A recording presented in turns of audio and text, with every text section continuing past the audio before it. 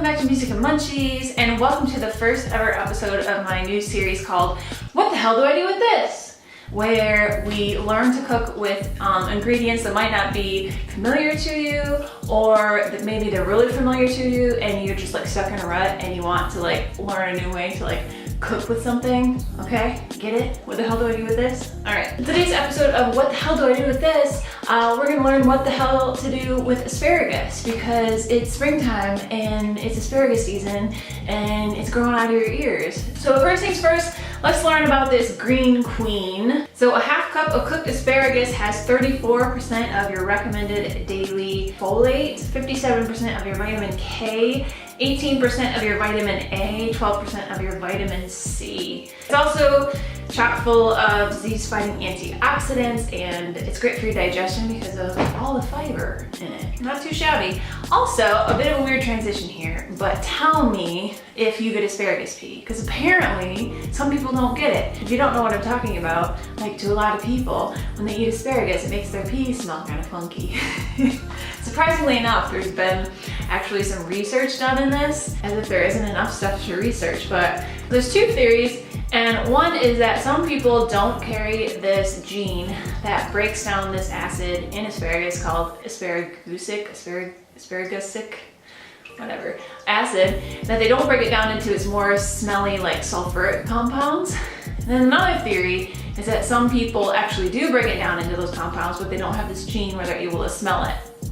So let me know in the comments below if you get smelly pea from asparagus. Okay, all right, so kind of weird thing to talk about, but whatever.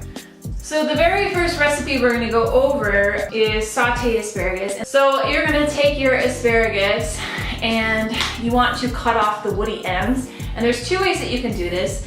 First, you can snap them by grabbing the end of the asparagus and then grabbing in the middle and then just bending it until it snaps at its natural place. Or you can kind of guesstimate and maybe go about a quarter of the way up from the bottom of the stem and just cut the woody bottoms off. So after you trim them up, you want to really rinse these guys very well. Put them in a bowl of water and let them soak, kind of move them around, get all the dirt off them. So after you clean and trim the asparagus, you want to take a saute pan, heat it up on about medium heat with a little bit of olive oil. First, let the pan heat up. It's very important to let the pan heat up. Then you add in a little bit of garlic. Don't let it overcook too much, because if you let it overcook, it'll get like brown and gross. So just put it in for like 30 seconds, just enough to like flavor the olive oil. Then you want to add in your asparagus and just kind of like saute it for a couple of minutes. After it's been sauteing for a minute, you want to add in just like a tablespoon or two of water to finish cooking the asparagus all the way through. Then at the very end, we want to add in the cherry tomatoes, the pine nuts, and we don't want to cook this for too long because we don't want the tomatoes to get soggy and disgusting. We're only going to cook them for maybe a minute. And we're going to season this all up with a little bit of salt and fresh crushed black pepper. And there you go. This is a very simple, delicious, easy way to cook asparagus. That's my recipe 101. All right, so recipe number 2 is my creamy orzo pasta with roasted vegetables. I did not take a video of this process, but I will definitely link this recipe below. It is on my blog. It is very good. Basically, you just roast some asparagus with some sweet potatoes. You cook up some orzo, you make a creamy pasta sauce with some cashews, and you mix it all together and it becomes this divine creamy pasta recipe with like crunchy asparagus and delicious caramelized sweet potatoes, and it's amazing. It's a great thing to serve at a dinner party. So I will link that recipe below and you can go take a look at it. My third and final recipe, I thought this was really fun. This is a great recipe to satisfy either like picky eaters or kids that don't like to eat their vegetables. We are gonna make asparagus fries. So first things first, just like in the first recipe, we're gonna trim off the woody ends. We're gonna soak them and clean the asparagus. And then I didn't film this, but cut the asparagus into thirds so that they're about the size of a French fry. Preheat your oven to 425 degrees.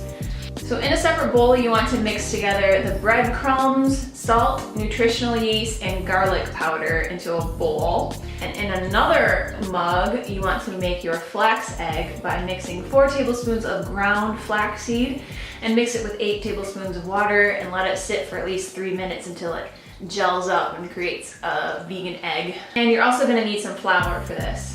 Now, one thing I don't like doing, I hate doing this, I hate dredging food. I think it takes so long, I get very impatient.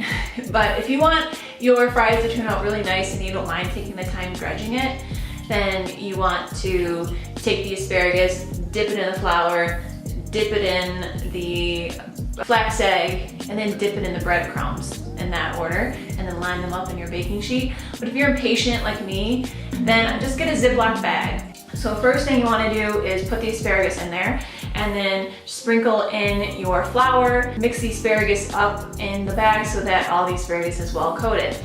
Next thing you want to do is add in your flax egg slowly, mix the bag around so that the asparagus gets well coated. And then the last thing you want to add in is your breadcrumb mixture. Add that in, mix the bag around so the asparagus gets well coated. All right, so you want to put this on a lined baking sheet or an oiled baking sheet, and make sure the fries are well spaced away from each other. After they're all lined out, you want to add a generous serving of olive oil. Drizzle olive oil over the asparagus fries. This will make the asparagus fries turn out nice and golden, brown, and crispy. After you oil the tops of these bad boys, you want to sprinkle it all with a final dose of salt. You want to bake these for about 15 minutes or until they are golden brown and crispy, between 15 and 20 minutes. And go ahead and take them out of the oven, and you want to serve these just like you would fries. So serve them with your favorite dip. My favorite combo is ketchup and vegan mayonnaise. I also really like these with barbecue sauce. I think they taste really good dipping them in barbecue sauce. So there you go, some vegan asparagus fries for your picky eaters, and it's also kid friendly. Some kids might dig it too. So thanks a lot for watching. Together we learned what the hell to do with asparagus. Just 3 simple recipes to get you started on your asparagus journey. Let me know in the comments below. Number 1, I want to know if your pea smells after you eat asparagus. Duh. Number 2, let me know how you like these recipes, or if you had any questions. Also, let me know in the comments below what you would like the next ingredient to be in this series. What the hell do I do with this? Alright everyone, I will see you in next week's video. Thank you so much for hanging out with me, and happy munching.